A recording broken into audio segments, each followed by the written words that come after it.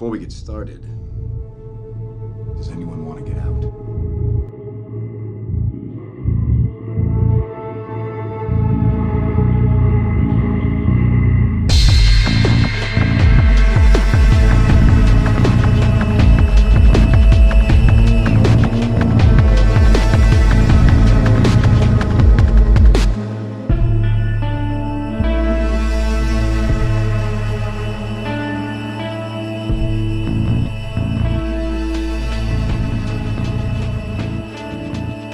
What's up, everybody? Welcome back to the Comic Blast podcast. My name is Keenan. My co-host is Grayson. What's up, Grayson? There's a bug trying to get in my coffee. I'm sorry, man. Yeah. That's tragic.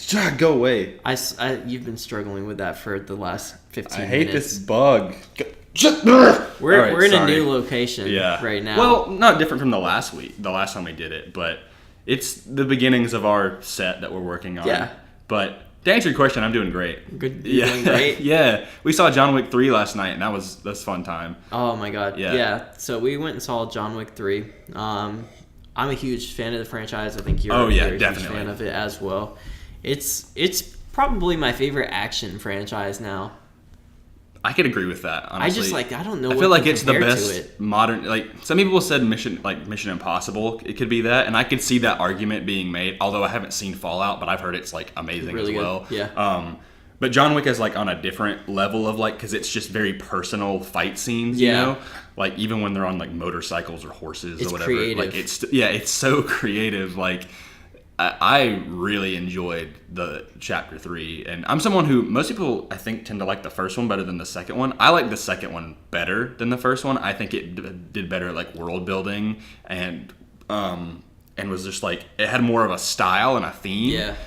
Whereas the first one just felt like, hey, this guy got his dog killed, so let him just go off on these people. And so it was very simple. Then the second one evolved, and I liked that. And then the third one kind of feels a little bit toned back, but it's still like it evolves the world and stuff. There's a lot of like world building, which I really like. And the reason we're talking about it is I tell Keenan all the time, and I think a lot of people would agree with this assessment, is that it feels like a comic book world. Like I could see this fitting into something like the DC Comics or like something like it's gritty. Like there's this whole universe of people who like this crime organization underneath the high table. It's very like real world, but at the same time, it's not. It does have that like element of secrecy, and there's just like this mysticism behind the whole world that they built. It's very mysterious, and it's like dark black market kind of stuff, but like it's like amazing all over the world, just globally connected. It's really cool. I think based on what you just told me, I think we would probably rank our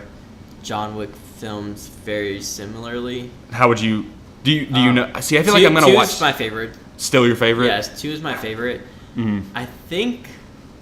I think I like 1 a little bit more than 3. So 3 would probably be last place. Really? But at the same time, it's still like an A movie to me. Yeah. Like that's the thing is like they're all like so very slightly subtly different that it's like I have a hard time kind of putting one or the other, because like sometimes I'm like when he goes into the club and like he goes off and he kills it. That's one of like my favorite scenes in the entire franchise, because that's like this when this is what John Wick is about. Yeah. But then 2, I'm like, when he's in Rome and stuff like that, like that's really awesome. Like, and also, the tunnels and we talked about it last night. The second one has it has more of a style with its visual style and everything like that. And that was what I really liked. They kind of landed that, and they very much continue that in the third one. But the third one, like its action scenes, like it's just like nonstop, back to back to back. And we're not spoiling anything for the third one, so you no need to worry. Just as you're like talking about it, I really love the third one. I didn't really like let it sink in, but this franchise is just something special now. Oh, definitely. It's weird because it kind of came out of nowhere. Yeah, like there was really no anticipation for it, like a comic book movie or something like that. Mm-hmm. Like nobody knew what this was. Yeah, it's something like in a world where everybody's like really upset about remakes and reboots. We're getting something so fresh. Yeah, and I'm so happy to see that it's doing great at the box office. Yeah, it's one of like I think one of the best franchises currently in there, and of course, you know, they're gonna milk it to beyond belief because they're doing a TV show, which honestly the TV show admittedly sounds really cool. It's like the Continental, which is a really cool big part this of may the be John Wick blowing movies. up right before our very eyes. Yeah, like it may become something bigger than what we like expect it to be. When did the first John Wick come out? 2013, I believe it was. It was like 13 or 14. Yeah, 13 or 14. And then the second one came out like 17. Second one came out 2017. So it would have been 2014 was the first one. Yeah, I'm pretty sure it was 14. Yeah, I didn't see the first one in theaters, but I saw the second one in theaters. I didn't either. I didn't see it either because I was like, yeah, this is an exactly. action movie. I remember people telling me like it was people that I'm like I don't really trust their film like critique because like there was one guy that I was like, dude, John Wick was so awesome.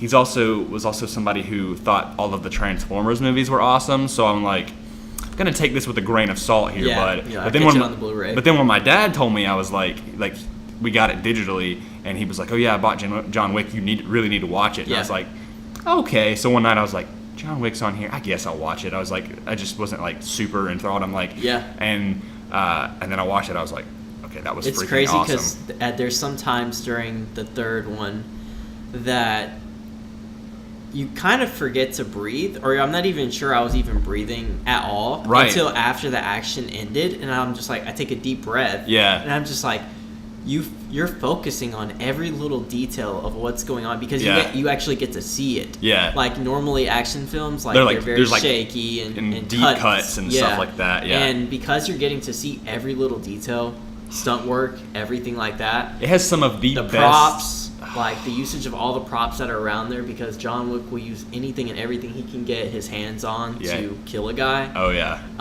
So you pay attention to every detail. So when you're like watching him, like there are times where there's like shattered glass on the ground, and I'm just like, he's got to find a way to pick up a piece of glass and like hit this guy, you know? Like you're looking around and you're like, what can all he grab? Of this stuff. Yeah. Like there's one point where like they just use the environment like so heavily, like kind of towards the third act of the film, and it's just like it's so like over the top. I'm pretty sure you know what I'm talking about, but like even in the beginning of the film, there's one point I'm like, John Wick really just did that, like, and then, and so. Also, another thing that like I really want to praise is it has some very, I don't know, just really great cinematography. Like, there were some shots I was like, that's good. It's improved. It feels with almost every film. It feels very Blade Runner-y almost. Like there's parts where I'm like, I don't know if you've seen the original Blade Runner, but But it's like it has a very like blue and red look to it. Like especially with like in the first. Like the first act of the movie, it's very like rainy and it's set in New York, and it's like there's like lots of blues and reds, and it's dark, and you like John Wick is just getting like just poured down with rain, and it's like you're kind of like on the edge because part 2 they were very focused on purples and pinks, I think. Yeah, definitely. They're just doing a great job. That everything, like you can tell that they really care about every detail when it comes to these films. Yeah. The first one was just so like small. It definitely was. It had a much smaller budget than any of them. Exactly. And now they're just like they're really making they're going all out. Yeah. They're doing everything that they can to make these movies amazing. Because I'm thinking about cinematography in the first one, and it was good. And there was a lot of like takes. There was some good parts, yeah. Yeah, but like I feel like they've really owned the whole like neon colors. Oh, now, definitely, and we're suckers for the neon colors. Look at our logo. Yeah, like, exactly. That's what we live for, man. Like I'm all into like neon noir, like just kind of retro kind of vibe to that, like cyberpunk stuff. It's funny because I can almost enjoy a movie if the movie doesn't have to be great, but if it has like good cinematography and colors like that, and it's like great to look at, then I'm like, I'll watch it. Now this kind of segue into like something that it has a very similar color vibe. Did you see the movie Upgrade? It came out last year, 2018, and it was kind of like it. It had knockoff Tom Hardy. I'm trying to remember his name. Oh yeah. Oh yeah. Did you watch Upgrade? I did see that movie. Okay. Yeah. Dude, I don't know if maybe you just like. What's that guy's name? I don't really remember. I just call him knockoff Tom Hardy because that's exactly. He played the first Shocker in Homecoming. He's like, I'm the Shocker. I shock he people. Pops whatever. up in movies from time to time. Yeah, that was a great movie though. Yeah, that one I like. It had a very similar vibe where it's like it's a little cyberpunky. It's dark. But it's got that red neon kind of pink and blue vibe to it and stuff. Yeah. Like a little bit in the future. The cinematography in that was great. The fight scenes were amazing. Right. Like the way they used the camera in that, like to focus on like the android like taking over him, or like the I'm trying to remember what the name of the robot that like took over his mind, but like when he like lifts off the ground and like punches and like he's it's very robotic and like, but it's so well choreographed. Like I love that film. So more films that have like that kind of color vibe, because I mean The Guest is very much like that. Nightcrawler is very much like that. Drive. All of those films were like big sucker for it. I'm like, but most of those films were like really good. Yeah, they're great and movies. So that's the good thing. It's like I live for that stuff, man. Like any of that whole color palette. I want to see great. stuff like I want to see Black Widow's movie kind of have that vibe to it. Yeah. Have you seen Atomic Blonde? No, I haven't. Yeah, so that's like, I think one of the directors. There's 2 directors for the first John Wick movie. Okay. One of the directors I think did Atomic Blonde. Okay. Is very similar to John Wick. Yeah. Charlize Theron. Yeah. It's just amazing, but it's got that vibe too. Yeah. I'd love to see something like that for Black Widow. I don't think it's gonna happen, but That would be really cool. to have those colors and everything like that. For sure. When I made a fan made poster of the Black Widow movie a couple months ago, I think it was. Oh, really? I don't think I ever saw that. You didn't see that? No. So I made like a fan made poster. Like it was around the time. It was a little bit after John Wick came out. John Wick 2? John Wick 2, yeah. That wasn't a few months ago. That was like 2 years ago. Yeah, it was like 2 years ago. But it may have been about a year ago that I made the poster. But it like got featured on like all these like comic book websites because I kind of had like a story with it. I was like, I really wanted. You probably have seen that. Okay, I have seen that. Yeah. Yeah, so like you I gotta really do more wanted that graphic vibe. stuff. Yeah. Like I wanted that vibe for her movie. Mm-hmm. And like a lot of people really liked that. That'd be idea. really cool. If the Black Widow film, oh my God, why do I do this? I do this so much. If the Black Widow film has that vibe. I feel like you did that pretty recently. Oh, I did it. I've done it. Black Widow. I've done it multiple times. I've done it probably like 10 times in the past 24 hours. Like, I'm not even kidding. That's great. I do it so much unintentionally. Like, I need to stop. I need to really slow down. But yeah, if they have like the action scenes really well choreographed like that in Black Widow, I'd be very, very happy. I think they got to do it. Yeah. They brought on the stunt coordinators for John Wick to help out with Civil War action scenes. Oh, right, they did. Dude, Civil War has some great action it's scenes. pretty decent. There's times where it's got the shaky cam and the cuts and stuff, but I still really like the fight between Cap and Iron Man. That's like, the best at the end, of the fights. for sure. Yeah. Especially with him and Bucky. Like, I remember when the first trailer came out and like they're bouncing the shield off of him and stuff. Dude, I wonder who spoilers for. No, I don't even care. I'm not even saying spoilers for Endgame. If you haven't watched Endgame, just unsubscribe from us. Please don't do that. Actually, but spoilers from now on for Endgame. Yeah, but like when Cap uses the Mjolnir and stuff, like I don't know who directed the action for that, but whoever did that like did it so well. Like it was so good. The best action scenes or the best action has like emotion driving the action. Yeah. And you can see that with Cap's fight versus Thanos. It's like that's his time where he's like fed up. Yeah. So yeah, the Russos are great at that though. Yeah. Like they don't have pointless action. It's usually driven by some sort of good motive or something like that. Yeah, it's kind of like the not a panning shot, but it's kind of like a walk along shot as it's like going through all of the people fighting in Civil War, like both the sides, like as they charge at each other and they clash, and then it's like you'll see like Black Panther fighting. I think Black Panther's fighting Cap or something like that, and then like it goes underneath, and you see like Iron Man and War Machine and like all of this stuff. Like they're just all fighting, and then Scarlet Witch is there. It's like a really cool because I've watched that so many times, and usually I always end up focusing. And I'm just kind of like, where do I look at? But then the more times I watch it, I'll go back through and I'll be like, I'll focus on this one. I was like, I've never noticed that fight, and then I'll go back through and I'll watch another group of pair fighting and stuff because there's just like they're all clashing at once. There's so much going on. Same thing with Endgame. There's so much going on. Endgame, that you have to pay attention to the background. I'm gonna watch the last just that final battle of Endgame so much. Like I fully stand by my statement that it's like the best cinema battle, like like war of all time. Yeah, I think it's. Sorry, Return of the King. I love Lord of the Rings. Yeah, love Lord of the Rings, but it's so inspired by that though. Yeah, definitely Return of the King vibes. Which I thought Infinity War had Return of the King vibes with like them in Wakanda, and then this I was like, I think what makes level. it better, like it's very similar, but what Endgame has over Return of the King is Return of the King. He brings the Army of the Dead. Yeah. And they're basically like invincible. Like they just come there to wipe out everybody. Honestly, the Wakanda fight in Infinity War is more similar to in the Two Towers when they're at Helm's Deep. Sure. And they're with the orcs like coming at the wall and stuff, and like it's actually like a true battle. Like they break through the wall and stuff, and it's actually like within there. That's actually probably a more accurate comparison because it's still a lot of people. Like they're shooting arrows and things like that, but like that's true. It's just not raining. I love the Battle of Helm's Deep. Yeah. Now that I think about it. Helm's Deep is awesome. But Infinity War definitely kind of has that vibe too. Yeah. That's true. It's cool. Anyways, we have a ton of news that we're going to get to, but we wanted to talk about John Wick, of course, because it's just a badass movie. Would totally recommend seeing it. I loved it. All three of the movies so far are like A-, A, and A+, like somewhere in the range for they're A or higher. Like I can't rank them any lower than an A. Exactly. So definitely go see it if you haven't already. If you haven't watched any of the John Wick movies, which I know there's people out there who haven't, you definitely need to get on it. Yeah, because something special is happening with that. Like they're not done with that universe. They're going to do some really cool things. Oh yeah. So I can't wait. I'm really pumped. Maybe in 2 years we'll get another film.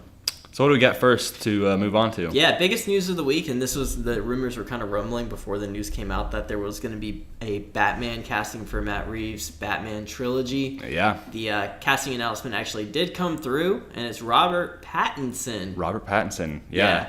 I remember there was rumors for this, and I was like, oh, that's not about. We did, and I think you liked it, but I was not a fan of it. Maybe we did talk about it at one point. I know, like one of our earlier podcasts we did. It was very early. I'm not sure if that did. So I actually really liked the first Twilight movie. Really weird random fact. Yeah. But Robert Pattinson, I mean, he's a great actor. Yeah, I love him. Dude, even in that movie he's good. Like it's just so weird that there's people out there who are really against it. There's a huge petition for like them to take. It's Ben Affleck all over again. It is. It's literally our. It's like the entire like nerd battle, like for the like forever until the end of time will just be fans getting mad about Batman castings. Yeah, that's literally all it is. Like people were mad about Christian Bale, people were mad about Ben Affleck, people are mad about this. People will never be not mad about someone getting casted as Batman. There's no winning. Yeah, there really isn't. But maybe if Jake Gyllenhaal got it, it probably wouldn't. There's still people would be like, oh, he's Jake Gyllenhaal, he's like, whatever. Like, people are stupid. Like, people are sensitive about their Batman. Yeah, I personally... The same thing with Joker, though. I've grown up a lot since, like, I remember when the Ben Affleck casting came out. I wasn't super big on it, but then I really grown into it, and then he's probably my unbiased favorite live-action Batman. Yeah. However... with the tone they're going for with this film, where it's supposed to be like a noir detective film, a little bit more serious, and if they're going with a younger Batman, as long as Robert Pattinson just builds some muscle and stuff, which they will, because it's part of the thing they always do. You see these huge superhero transformations. Yep. I'm not even slightly worried about that. I think he could be a really good Batman. Like, what do you think? I think we both really like the casting. Yeah. Now, yeah. So we can get that out of the way. What do you think about the rumors? Or there were rumors at one point in time that this film was going to take place in like the 90s. I remember it was like 80s, 90s kind of stuff. So whatever. What if they did like a young Ben Affleck kind of thing? Like this. Like he's supposed to be young in Ben Affleck. He is that Batman, but this is younger and it takes place in like the 90s. I feel like that would almost kind of make it. Like ruin it a little bit. Like, I mean, so have they? I don't know. Have they said if it's supposed to just be like before that or like explicitly? Because like I can see them going either way during this time period. I really don't think it is. Oh yeah, no, it's definitely not going to take place. Like I think 90s. It's definitely going to be a prequel. I guess it's just like. You think that is going to be Ben Affleck's Batman? I find it interesting because I could see them doing it. I think what's interesting is that. A big complaint was that Batman was killing and BVS. And no one really got to see the journey into how he got that way mentally. Because he wasn't always killing people, like Zack Snyder has said. And I even picked up on that. I'm like, he's not killing because he just killed people. Like he's moved on to killing because he's realized it's the only way it works now. So it makes me wonder if like we would get to see that kind of character arc before he kind of that would be really cool. Lost. I just wonder if if they would want to do that because it may restrict them from like storytelling plots because they've said, this is kind of another thing, that there's up to at least 6 villains in the movie and Penguin and Catwoman are going to be in it. So that's still at least like 4 more villains or at least a few more. Yeah. And if they tie that back, then they would have to hold that like to Jared Leto's Joker and like Harley. But now if this is early on in his career, maybe Joker just doesn't exist yet or whatever. Yeah. It's really hard to say.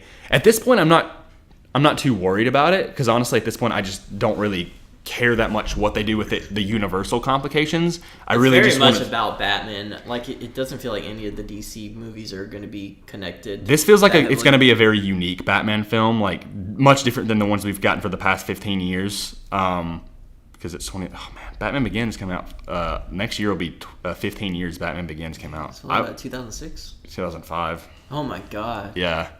Man. Batman Begins is still a great Batman film, by the way. Yeah. I think people really sleep on that film. No, it's really great. It's really good. But yeah, I think if they go with a really more like detective route and stuff, make it darker, grittier, and maybe even has that neon vibe like we were talking about, that would be that would be really cool. That'd be dope. Yeah. I didn't think about Have you seen any of the fan art of like him as Batman and stuff? Honestly, he looks really good underneath the cap. Yeah, like he does. he has a good chin, and like if you give him that a little bit of stubble, like he's got the right jawline for it too. I think he'd be a really good young Bruce Wayne. Yeah. And I'm interested to see who they're going to cast as like the villains and stuff, and if it, like you said, if it is going to be part of this grander universe, or if it's going to be more like Joker, where it's just kind of a standalone thing. I think it is, but I wouldn't be surprised at the same time because it's taking place further in the past. I mean, it was. See, like I could see them eventually just like making Robert Pattinson like in like if they did a Justice League 2 at some point, which we don't really know if that's ever going to happen, but like it would just be weird because he would be younger than Superman, and like or not he wouldn't be around the same age as Superman. Like I think Superman's a slightly bit younger than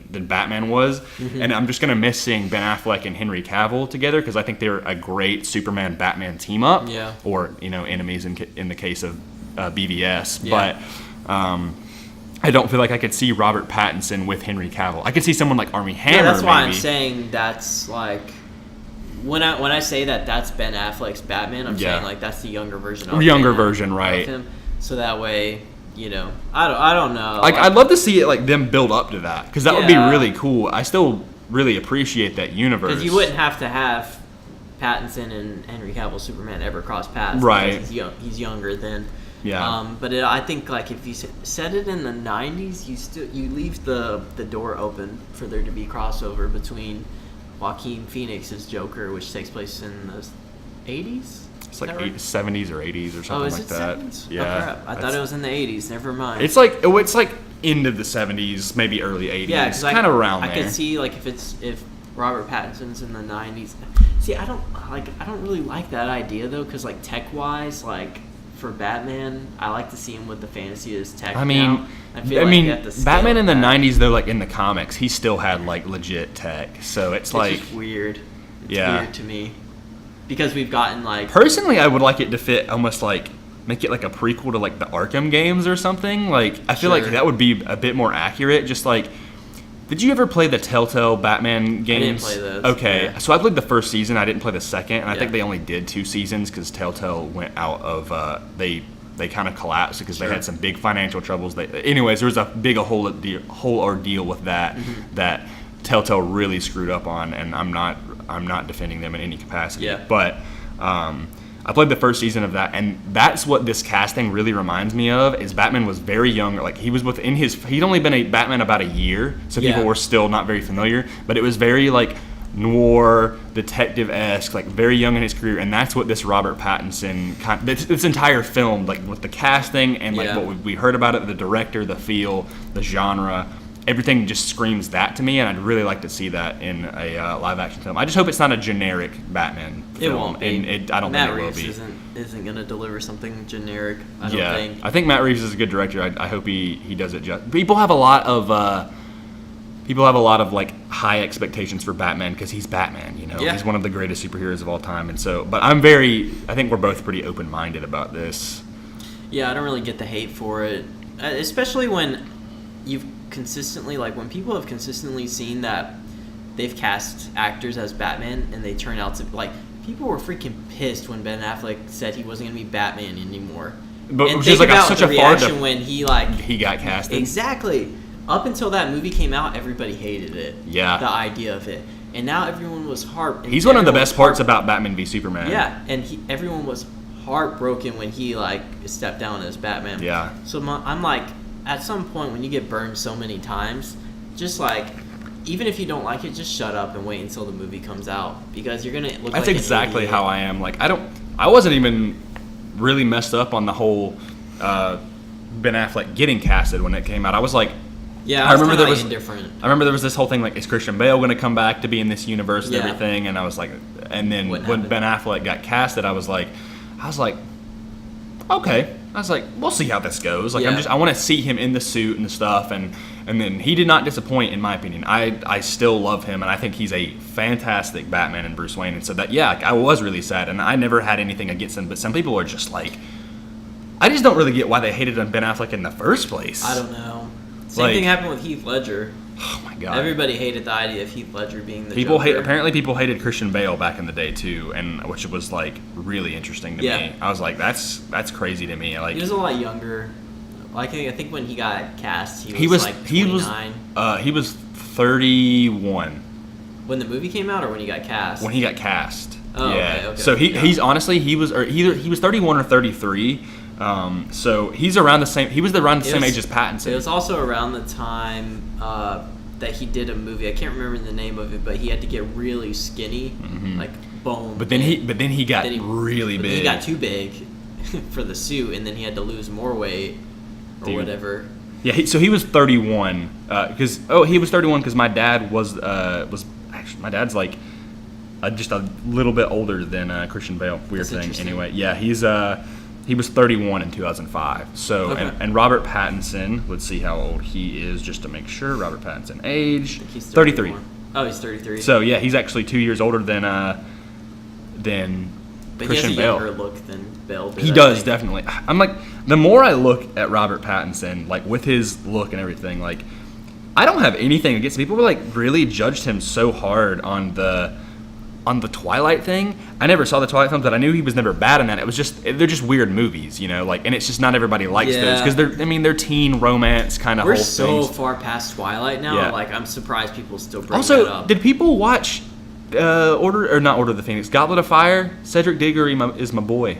Did you ever watch the Harry Potter films? No, I'm not really into Harry Potter. Okay. Sorry. Oh, I know you that's should the fourth one. I need but- to get you into Harry Potter. But yeah, he plays my favorite character in the Harry Potter universe. He's a character named Cedric Diggory. Real like he was really good in that film. And so like He's I a have good actor. That's Yeah. the thing that bothers me. Even in Twilight, he wasn't even bad in Twilight. Yeah. It's just because it is Twilight that people have an issue with it. yeah, when I see this, like I could totally see Bruce Wayne. Dude, like just I wish we could put images up on the screen so people can see, but yeah.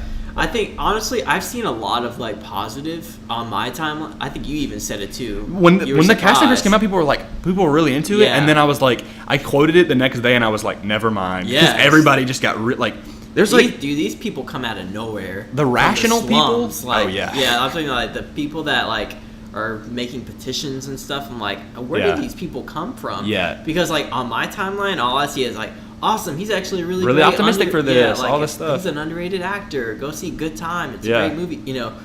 And then out of nowhere, like, there's an article and it's like, there's 50,000 signatures on a petition to get him. I'm like, first of all, when's the last time a petition has worked for anything regarding a film? there's this whole Game of Thrones thing When? and stuff. Like, when does that ever work? No. Like, you cannot win. Someone tweeted today, they were like, petitions are not going to work. Vote with your It's money. so freaking annoying. That's why honestly, I probably won't go see Venom 2. That's why I didn't see Solo the opening weekend. Wow. No, wasn't trying to boycott it or anything, Yeah. but I just didn't care, you Yeah, know? So, right. like, But in a sense, that was kind of like voting with my wallet. That's the thing is, You know, I that's love what that the movie. companies care about. I'm like, if you really don't like Robert Pattinson, don't go see the movie, but you're being incredibly naive and arrogant. I just can't wait for the movie to come out so people will shut up. Yeah, like I think the rational, like level-headed people, I'd like to consider us, you and I, people who are like that, are very much into this, or they're optimistic, or they're not hating on it. They're just like, well, I want to see what this is like. And then there's the other people that are like just immediately like losing their minds, and I just don't see why. Yeah. They're like Twilight guy. Blah, blah, blah. There was what's the Richard? There's a guy that you brought up that you. Richard Nygaard. No, Richard Nygaard's the therapist from Parks and Rec. Sorry, I've been binging Parks and Rec. Richard Madden. Richard Madden. Yes. Okay, so Richard Nygaard. you brought him up, and then I was really on board for that idea for him to be Batman. I think that's the episode we talked about Robert Pattinson. Probably, being yeah. Batman. You brought him up, and I was like really on board, and then he got cast in the Eternals. Which is really cool for like MCU news, just quick news or whatever. Yeah.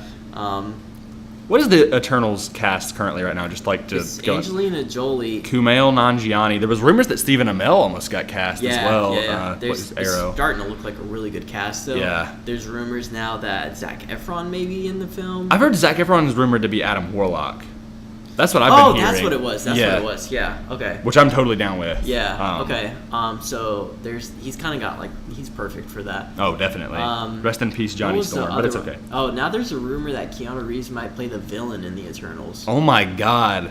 We were talking earlier about the podcast and like kind of go full circle with the John Wick thing, but man, I love Keanu Reeves. Yeah. He's like we were talking just like he's come so far from like I was watching just like kind of like a mini documentary on his life and stuff. Yeah. And we were saying beforehand, just like I strive to be like Keanu Reeves, honestly. Like he is such a humble, low key guy. He's just like a really quiet. Yeah. He never does anything. Like he doesn't do good things to like get noticed for it or anything like that. Like he does it just for the sake of being. It's just who he is. Yeah, just to like be a good person. Human being. Yeah, it's weird to think he's like 53 or whatever. Like, I mean, blows my mind. Like he's starting to see like it's a little bit older, but it still feels like he's only like 45 or something like that. Dude, I had the VHS tape for Speed. Have you seen Speed? I have not seen Speed actually, but I know it's really really such a good movie, dude. But I rewatched that like daily, like the VHS. Yes, like on the weekends, like whenever or during the summer. Yeah, like I just love that movie. Yeah, I need to give that a shot. Yeah, Keanu Reeves. People were always like, "Oh, he's such a bad actor and stuff." Like, I was like, he's definitely not like the best, but he's not bad. Yeah, he's not bad. I mean, the thing that like works for him is whenever he gets a role, he commits to it and he goes all out. Yeah, like training for whatever he's gonna be doing. You know, when it comes to like line delivery and like being like emotional.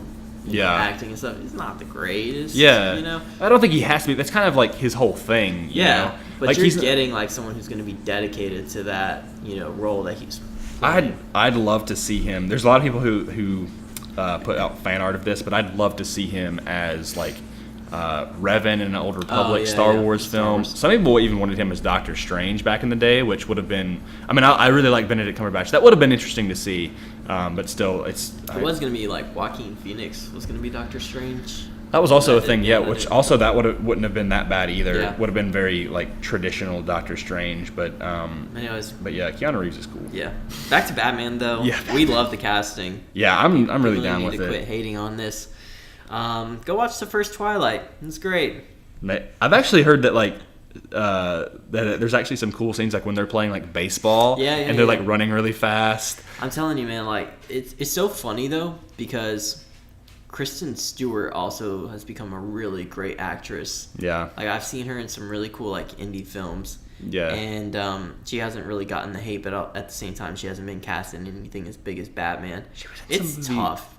She was in some movie like about Guantanamo Bay that looked really interesting, and I can't remember what it was, but she was like in the military, and then like this guy gets shipped to Guantanamo Bay, and she like starts developing like not like a romantic relationship with him, but starts like I think it may have just been called Guantanamo or something, but Camp X-Ray is what it was called. Okay. It got decent reviews or whatever, but she forms an unlikely friendship with one of the facilities. Yeah, so. People just need to let these actors grow. Those films they were forever ago. Oh, man. When was the last Twilight film that came out? Like, 2013? Twilight. What was what is the name of the last one? Something Part 2. Breaking Dawn, or is it New Breaking Moon? Dawn. Or it's Breaking Dawn 2. Twilight. Breaking Dawn. Grayson's Part looking 2. it up. Part 2. God, 50% on Rotten, or 49% on Rotten Tomatoes. 2012. 2012. Okay. So yeah, almost 7 years ago the last one came out. Get over it, people. Oh, God. Let's move on. Just because people are like in movies that aren't good does not mean they are necessarily bad actors. Now, if it's like a consistent thing, then they're just not good in the movie. But people can still be good actors and be in like a bad movie. My or guess whatever. is that most people who are complaining never watched another Robert Pattinson film, or probably didn't even watch Twilight for all. Yeah. You know. I mean, I didn't, but I'm like, and even then, I'm like, I don't think he was ever a bad actor. I don't really think a lot of people were bad actors in those films. It's just they're they're teen romance novels and stuff. Like I don't know. Anyway, we love it. Yeah, I'm down for it. I'm excited for this. When does it come out? 2021 or 2? 21, I think. Okay. 21. Okay. Hopefully it doesn't get delayed. Like the end of the year. Because I think they said pre-production is starting very soon. You remember when it was supposed to come out in 2019? That was years ago.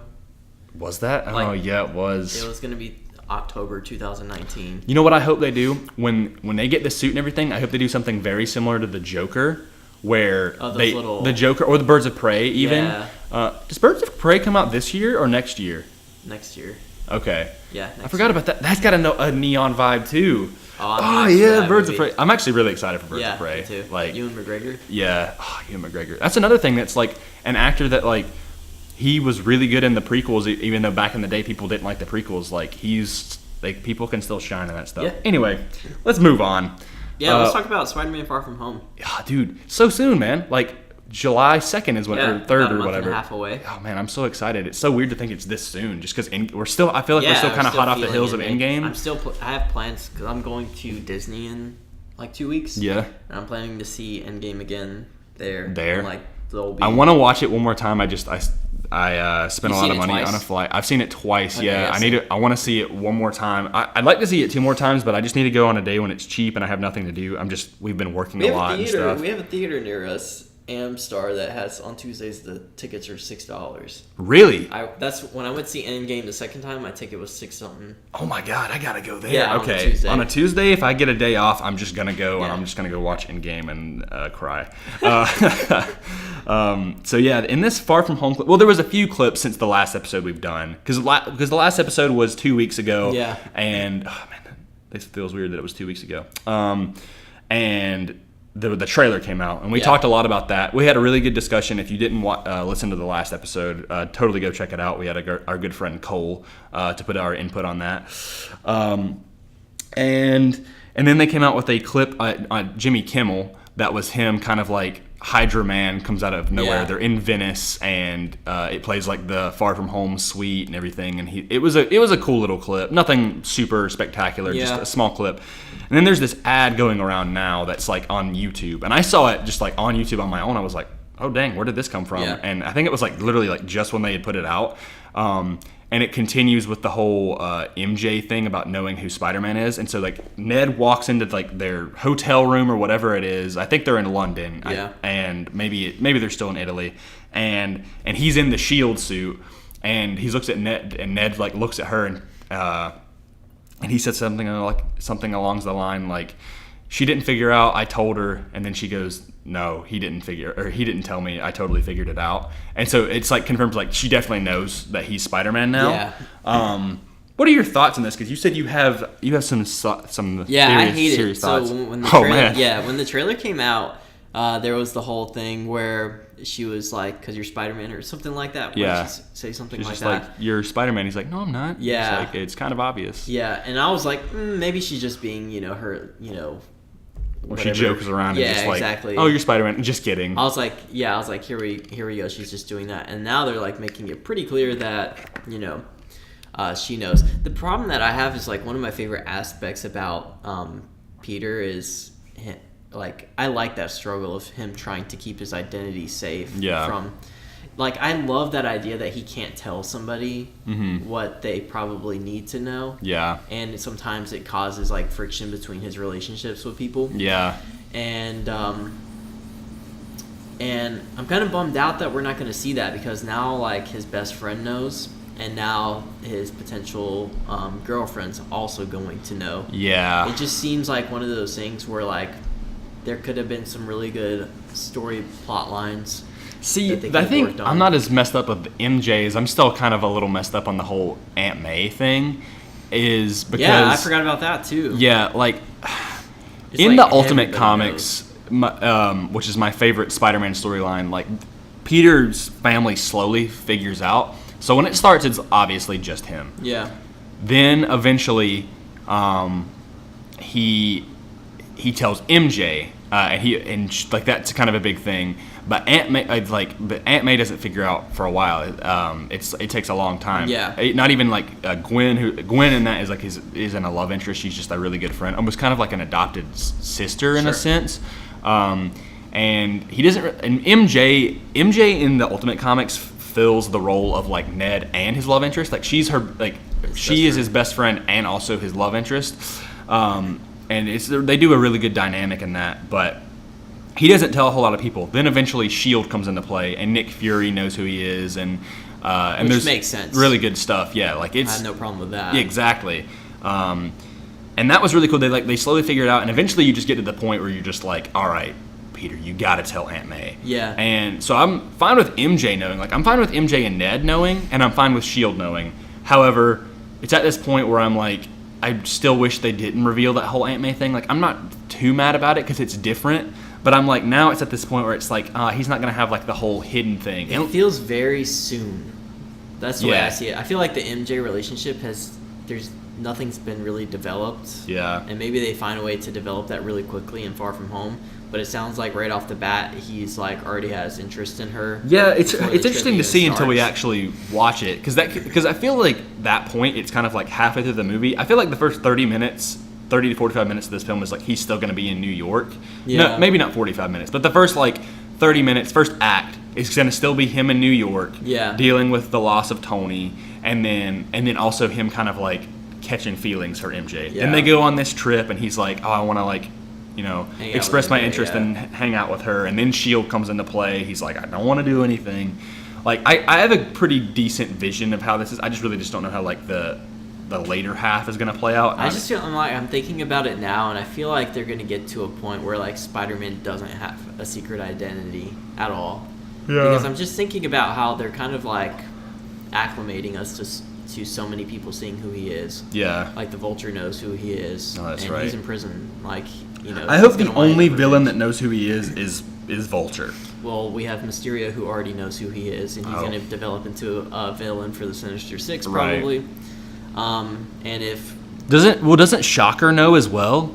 Because Shocker shows up at the end of Homecoming at the high school. Yeah, he'll know that he's just a kid. Yeah, he's just a kid. Because I'm sure Vulture told him. However, Vulture is keeping the secret from like from Scorpion. But that may be a thing where he's just like he's waiting till he gets out so he can get his revenge on Spider-Man. Speaking of Vulture, do you think he's gonna not show up in the film, but maybe in a post-credit scene? He is going to. I think, for sure. I think so too. Certain, I really hope they eventually get to this point where they do Sinister Six. Yeah. Because there was, remember, like way back in the day with Sony, they were gonna do this Sinister Six film. Then Amazing Spider-Man 3 was gonna come out, and then they were gonna do Venom. And Venom, I'm pretty sure, was supposed to be within like the whole that Garfield, which I still wish that would be somewhat true. That would at least. That would at least ease my conscience a little bit, but it's not going to happen. But yeah, they're kind of getting to that point where like everybody really knows who he is. Like even I remember Happy knows. And there like thing that kind of bothers me too is that they do reveal it in every trailer. Like there's the Ned one came out in the trailer for Homecoming, him finding out. Yeah. And I was like, wow. I'm like, that's interesting that his best friend already also knows. All the Avengers know as well. Yeah, of course. And then it ended with Aunt May finding out. Yeah. And then we have MJ finding out too. I don't know. It's just maybe it's just because I just have grown up with it being this way, and I'm having a hard time adjusting to. I think it's gonna be fine in the long run. Like I'm open to it. I hope they don't have this whole like he doesn't have like an I am Spider-Man moment. Yeah, I hope he doesn't do that. Try to redo that. I don't know. It's such a it's such a nitpick that I have, but it's also one of the things that's like important to me for Spider-Man. Like, as long as for he my love keeps of it Spider-Man. at this point, as long as he doesn't reveal it to like any more people, and he keeps it secret from his classmates, from his teachers. When he goes into college, he doesn't tell anybody. Also like it's really obvious that it is him though too. That's the thing. And like they went on a field trip to Washington. Spider-Man all of a sudden is not in New York; he's in Washington. Yeah. And then now they're in Europe, and wherever Peter's at, he happens to be at too. Maybe that's what they're trying to do, is like to be like, all right, we can't like keep on this facade or whatever. I just wonder if they're just trying so hard to make it so different from the other interpretations of Spider-Man. I don't mind differences. I just don't like when they try too hard. So I hope that's not the case. Yeah. It feels like that though. Like MJ is like, I feel like she's such a completely different character. Mm-hmm. Obviously, she kind of is. I mean, she's not even. Well, MJ is pretty similar to herself in the Ultimate comics, where MJ isn't like this super hot. Like, well, I mean, she's attractive in the comics, whatever, but she's not like dating Flash Thompson or anything like that. She's not this super mom. She's very smart. She's very intelligent. She's been kind of friends with Peter and like wants to hang out with Peter. In the Ultimate comics, they start off as just best friends. Like they're already just like she kind of fills the role of Ned or Harry Osborn, however you want to fill it or describe it. So I'm fine with like the way that it is. I feel like inevitably they're probably going to give her the red hair at like. Because I've seen photoshops of like Zendaya like with the red hair, and that would look great. Maybe kind of give her like a bit of like a glow up. Because everybody in high school, they go through that transformation where you're like, oh man, that person's not very attractive. And then like a few years later, after you haven't seen them, you're like, whoa, that person's like they're not like they're not skinny anymore. They're like really buff, or this person lost a lot of weight, or this person's like way different now. Like they're more hipstery and not as like toned down. It's like. All these people go through that, and I'd like to see like MJ kind of go through that, where she goes away from this little tame side and maybe like actually kind of blossoms a bit, I guess. Yeah. It's interesting to see. I don't know. It's tough because like I don't want to come off as like nitpicky or like whiny about No, I understand. I get your point as well. It's when like Spider-Man is or any hero for whatever you're a fan of is your favorite character and the one that you grew up with. Same, yeah. You kind of have this idea of how you want to see it portrayed. Yeah. Because it's never really, in my opinion, even though I loved like the Raimi and Mark Webb films, it's never really been done the exact way that I want. I gotta remember that it's not just about me. Yeah. Like I'm wearing the '90s like Spider-Man, and that's the kind of. I'm wearing the shirt or whatever, and that's the kind of Spider-Man that I like, that version of him. We were talking about that. Exactly. Like, I'm like, in that show, I don't think MJ knew, I don't think Aunt May knew. I remember I watched the Venom arc in that show a lot, and I remember there's a point where Eddie Brock knows because the symbiote tells him, like he knows all of Peter's memories and things. So he goes to Peter Parker's house, and MJ is there, and he's like, I'm going to go after MJ. And so he has to get there, but he has to, like, not reveal himself, and he has to, like, stop Eddie Brock from, like, harming them without also revealing his identity, which was, like, a really cool thing. So it's, I don't know. That's kind of just, like, what I grew up on, so that's just, like, what I wanted to see, like, live action-wise. And there's, like, each film has gotten a little bit from, from that. I think like Tom Holland's Spider-Man definitely like more accurately portrays the comics well, but I kind of want to see this like live action show brought to life. It probably is never going to happen. I'm just going to learn to enjoy it. Enjoy what we do get. You know what I really do love though? I love the interpretation and the world built up in Spider-Man PS4, like that story. It's very different from what I grew up with, but that's one that like when it comes to like differences and changes, there's definitely a lot of differences in that. There definitely is. I mean, the PS4 though still reminds me a bit of like the '90s cartoon, where that's why I like it. But it's like it's just not. It's not crazy. Like it's subtle changes or something. They kind of like they make it. It's like a more modern take on the animated series, I believe. Yeah, like because I believe in that game the only people who really know, at least. Mild spoilers for PS4 Spider-Man, but like obviously MJ knows that, but he told her a while. Like, there was a while she didn't know, and they make it clear that she knows because he's 23. So Aunt May doesn't know, but by the end of the game, she really does. I love that though. That is really cool. Yeah. God, Because he's always been worried about her finding out. Yeah, exactly. Like, how she would react. And right. She did know. Mm-hmm. And she was like just so proud of who he was. Right. And then Miles. Play that now. It's dude that's the game that makes me so emotional. Yeah. And then by the end, I'm pretty sure Miles figures out as well. Yeah. But none of the other villains know. Yuri doesn't know. Yeah. So that's what I love that story. I can't wait for the sequel. And it's different, but like I said, it's like a more modern take. Yeah. You think about like J. Jonah Jameson's retired, but has like a podcast. It's like so modern. Yeah, they find a way to make it more modern with gadgets and tech. Yeah. And like all these other things. So we should totally like if we replay it together at some point, or we replay it like at the same time. Because I need to play it one more time. Just because it's been a while. Yeah. We should totally do like a spoiler cast and just talk about like all the story beats. And then whenever we do a sequel, play through the story and just do an episode dedicated to the sequel. Oh my god, I'm so ready for the sequel. It's probably going to be like another 2 years probably, before that thing comes out. I mean, there's only so much you can do in terms of the gameplay though. Like I know you could probably make the city a bit bigger. Yeah, they kind of like perfected what they need to do gameplay mechanic wise, so that's not something that they have to worry about. Now they just have to worry about like story. Yeah. Maybe they expand the map and open up like Brooklyn. Brooklyn, for Queens, Midtown, or no, Midtown's in the game, but you know what I mean. But that's all they really have to do. Like that's all they have to work on the story. Maybe if they start fleshing out, like they put like the Baxter building in there, like it gets built up. Because I mean, they put the Fantastic Four suits in the game. Yeah. Which were so well designed. Yeah.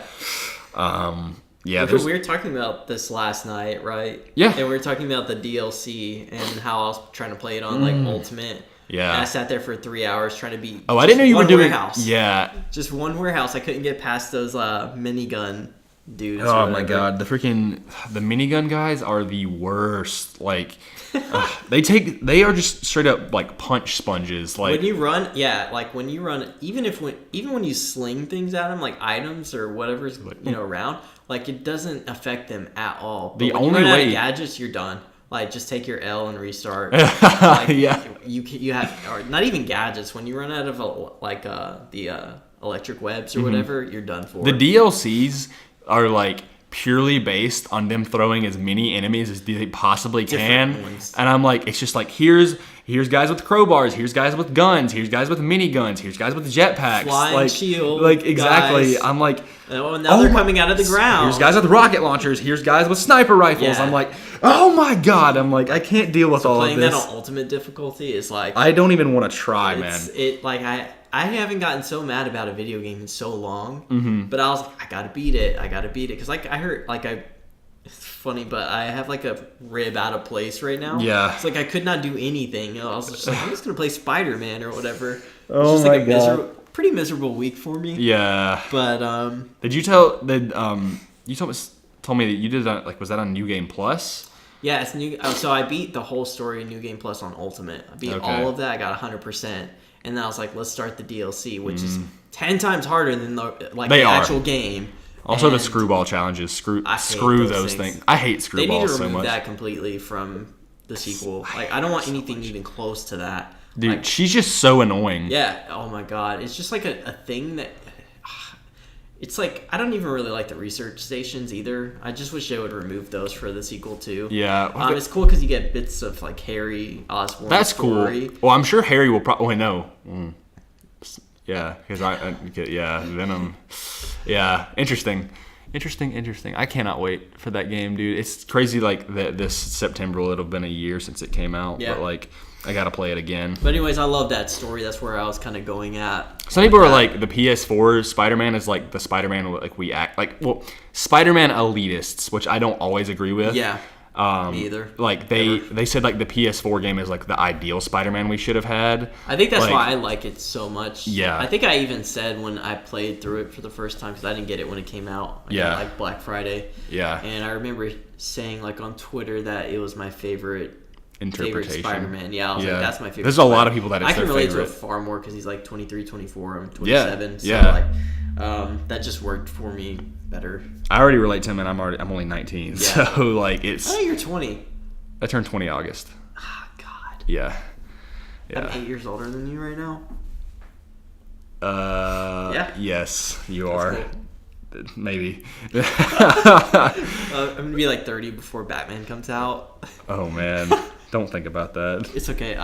Age doesn't bother me at all. Cause I still feel 21. That's good at least, because I hope I feel like that. You gotta be healthy, man. Yeah. Gotta be healthy. Okay, so have we talked enough about Spider-Man, I guess? Yeah, Spider-Man, I think we're good on that. I'm excited for it to come out. I'm ready.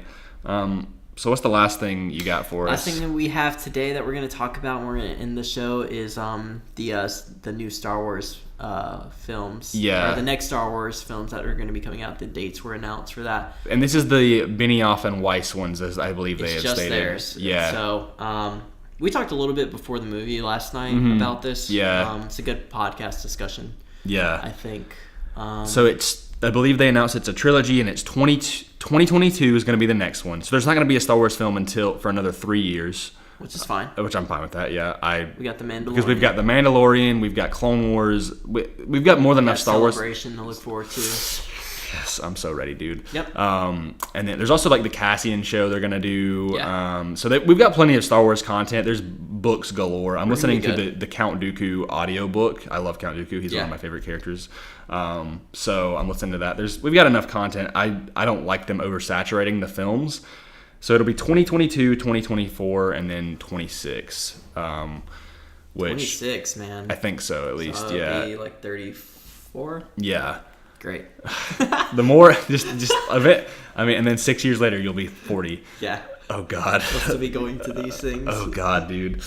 I mean, yeah, but it's whatever. I'm always gonna love this stuff, but But yeah, what are your thoughts on like all of this? Not that necessarily the dates, but I guess just this whole thing. I think it like confirms that. Well, we talked a little bit about how it possibly could be a team up with them as writers, and then Ryan Johnson. Johnson as a director. I don't think it's going to be that though. Yeah. Because I feel like Ryan Johnson is very much about his vision. Yeah. So I think it kind of confirms that either we're not going to get his trilogy for a really long time, or that the trilogy is just scrapped. I don't think it's scrapped. Personally, I would really like to see it be a combo team up, because we were talking last night, and Ryan Johnson, I don't think he did a bad job directing The Last Jedi. Yeah. I think there's some like great cinematography, fight scenes, like acting in The Last Jedi. The main problem with that as I had was the writing. Yeah. And like the overall plot, there's things that just didn't make sense. Like I think that's the biggest flaw of the film is just the writing. And I heard this from someone on Twitter. I believe his name is Noah Outlaw. If you want to find him on Twitter, Yeah, I talk to him all the time. Oh, really? Yeah. Oh, okay, yeah. So he put it on his podcast that he's starting up. We should plug his podcast. What is it? The Kessel Run. It Radio? is Kessel Run Radio. Yeah. And that's what he was saying. So shout out to him. And yeah, I really liked that idea. I was like, I think Ryan Johnson would be a good choice for directing it. David or Benioff and Weiss would be good for writing it. Yeah. I just don't think it's gonna happen. I like the idea. Yeah. But the fact that as soon as they were like wrapping on The Last Jedi, I remember they were pretty open about how Ryan Johnson was getting his own trilogy and how he came to Kathleen with an idea. They loved it so they loved like him so much that they wanted to do that. But he already had like an idea for his trilogy, right? That he came to Kathleen Kennedy with. So I'm just like, I feel like it's kind of like too late in the process to assume that's going to happen. Do you think it could possibly be something where they like Johnson kind of had the overall layout, and then Benioff and Weiss kind of come in and like? I don't think so. I think they're doing something so different, and I think like I think that they need some fresh like ideas from other directors in the Star Wars universe right now. Honestly, that's what I loved about Rogue One so much, and I think it's probably one of the most creative things about Star Wars is, I mean, they've done the Death Star plans things in Legend before, but the guy who pitched the idea of Rogue One was John Knoll, who just did, like, he was part of ILM. Yeah. And he went up to Kathleen Kennedy, and, like, he's not a director, he's not a writer or anything, but he was the one who came up with that idea, and she accepted it, and I'm like, I like stuff like that. Sure. Like, get people from your own department, like, I mean, they're creative as well. And people freaking love this stuff. Yeah. And they know, like, the thing about Rogue One is that it's just, like, that's why, like, we talked about it at some point in time, how, like, the fans of the original trilogy love that movie more than anything else. But yeah, like you're saying, bringing that guy up, I think they need something different, like something fresh with this trilogy. Mm-hmm. I think that they have the right writers for the films. Yeah. But I wouldn't be surprised if it's just somebody completely different. Maybe get like a female director or something like that. Or, yeah. Because that's something that they've been kind of criticized for a while. Yeah. It's not just having, diversity in. So is it confirmed filmmakers. that Benioff and Weiss, you may not know, that they're just writing the films, or are they doing? Is it just the entire thing? I think they're just writing the films. Okay. So they're I think directors. so. I think that's fine. Yeah, I'm just curious if they're gonna announce the directors. They'd have to soon. I mean, it's 3 years away, but you got to start on that pretty soon if they're gonna. It's Star Wars. Right? Yeah. Like, I just hope. So there's a lot of people that are very concerned. I feel like we should address this with the whole Game of Thrones stuff going on right now. And I know you watch Game of Thrones. I don't watch it, but I know a lot about it because I'm on Twitter a lot and I'm up to date with this whole thing. But a lot of people are very displeased with the direction and like the hastily written script for the last season of Game of Thrones. They really and it kind of concerns screwed them. themselves over with that. I think just because they decided to take 2 years in between seasons, and the reason, and now it's sounding more like an excuse, is that they wanted to make sure it kind of ended with a bang. Like they wanted it to be the best ending that they possibly could deliver. Yeah. They spent a lot of money on these episodes. There's only 6 episodes to end. Tonight's the last episode as we were recording There's only this. 6 episodes to end the entire thing. And Yeah. the thing that's frustrating is that it's a problem that I had with Rian Johnson's film The Last Jedi, was that there was storyline set up for characters, and it feels like they kind of abandoned that, where they didn't know what to do with the characters. Yeah. And they got, it seemed like, rushed or lazily written deaths just because they just didn't know what to do. Yeah. So I think that's why there's a lot of concern for them now, where before I was like, yes. Even still now, I know that they're great writers, so I'm like, still, yes. But yeah, it's frustrating when you see characters set up, or if you're watching 7 seasons of something, and you're like, oh man, they're building up for something. Yeah. And then they just subvert your expectations, and you're like, I kind of invested, a lot of time into this story. Yeah. Just for you to abandon what you set up. I hope that doesn't happen with these new Star Wars films, because they've got 3 to do. So I hope it's not like the first one's amazing, and the second one's that was really good, and then the third one they just they're like, oh, we don't know what to do, and that's kind of what I'm afraid of. I'm not afraid that the entire thing. I'm just afraid that the ending. The sequel trilogy is that they kind of just did it as they went along. They kind of came up with whatever they could as they made the movies. Yeah, I'm quite excited for Episode 9 because it's it's JJ. Yeah.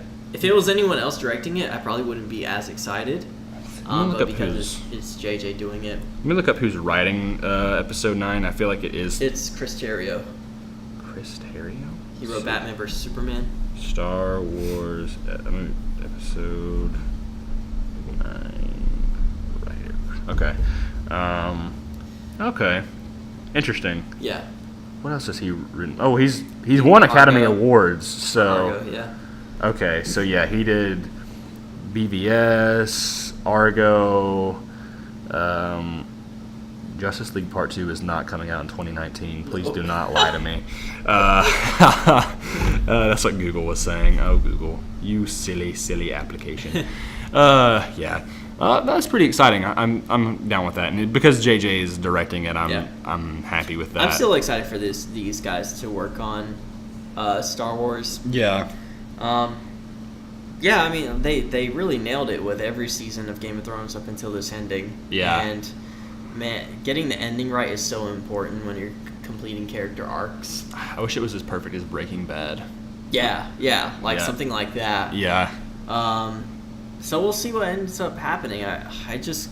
It's frustrating. The fandom the fandom with almost everything is really annoying right now. Yeah. Except for the MCU. Yeah. But everything else is usually split, and there's just like a lot of agendas. And the stuff. Batman thing, and then now the like Game of Thrones and Star Wars, and now like people, it's like somehow Star Wars and Game of Thrones are now merged. And they like become the same fan. Yeah, exactly. Because the petition fighting. of like people are like rewrite the season 8 with like redo season 8 with like better writers. Like we talk about it all the time, but there's always one extreme or the other. It's never anyone that's like level-headed in between. Yeah, or I at feel least like there's a very small minority right now. Is like I'm looking at it objectively. I'm like I have no agenda. It has like nothing to do with politics or anything like that. Yeah, it's just like. I'm just looking at it. Did I enjoy this? When I watch an episode of it, I'm like, did I have fun watching that? Do I feel like my investment was paid off? Mm-hmm. And there's some really great things in this season of Game of Thrones, and then there's some stuff that I'm just like, that was kind of lazily written. Yeah. Yeah, I'm kind of afraid that could possibly happen, but I've gotten to the point now where I just try not to overthink it before it comes out. Mm-hmm. Like we were talking about with Spider-Man, I'm just going to try to enjoy it. Yeah. Same thing with this. But I think the most interesting part about this news is that it looks like it's possible that Rian Johnson may not be doing a Star Wars film anytime soon. Yeah, it could be a while. I mean, I'm still interested to see because like I think Rian Johnson could do a good job because he's not doing the middle part of a film. Like if it's new characters. If it's new characters, playing with people, Luke Skywalker. Yeah, when you're playing with characters that are loved by so many people, and they don't necessarily belong to us. Exactly. But they also don't belong to him either. Yeah. And I understand that it's his story, but you also have to understand like what the characters mean to other people. Yeah, people love these characters. If you do something wrong, people will get upset. That's like you have to be careful with stuff like that. Mm-hmm. And if you're out there trying to like intentionally trying to make characters like edgy and like change it up on purpose just to get a reaction out of something, that's just not the right approach. And have you seen that clip of Rian Johnson saying that he wants his films to be like divisive? It's like when he was much younger. No, I haven't actually but basically seen that. he's like I want half of the people to love my films and I want half of the people to absolutely hate my films. It's such a weird. And he said that's like around the time that like Brick came out, which is like mid 2000s. It was in an interview, and I'm like, he literally did that with The Last Jedi. So it's like you shouldn't be surprised if you're going into making a film with that intention. Yeah, that's definitely not a good mindset to have. No. Maybe he's learned. I mean, he's got to be younger now. Like him and Pablo Hidalgo are like constantly like trolling, like although fans troll them all the time on Twitter, but they're like constantly like it's just like they won't let it go. Like they're like quote tweeting more haters than they are quote tweeting people who actually are like giving them compliments about their films. It's like, so spend weird. More time on that than constantly trying to bring up conflict or whatever. It's so weird because that Rian Johnson directed like one of the best episodes of Breaking Bad, which was Ozymandias, and it's so funny that you said that because I remember there's a fight scene between who is in that episode. It's Bryan Cranston and who else is in that fight scene in that episode? I can't even remember. It might have been. Was it Hank? No. It was some. I don't remember. There was a fight scene that happens in that episode. Yeah. And I remember, like, as I was watching it, I was like, man, this, like, feels like Rian Johnson action. Yeah. I was like, this kind of feels like The Last Jedi. And I, like, looked at the episode and it said directed by Rian Johnson. Yeah. He's a great director. If you haven't seen, like, Looper or Brick, which are, like, his earlier films, they're really, really good. I need to watch those because I haven't seen them. I think he wrote those ones, too. Mm-hmm. It's so different when you're playing with Star Wars. Yeah, always got to be careful with Star Wars. It's just such a beloved thing that it's like, I don't know. I feel like we've just talked about this. Like, this is like 50% of our podcast. It's an every week thing. It's just, I don't know. It's therapy. It's a therapy session for me. Maybe, yeah. I don't know.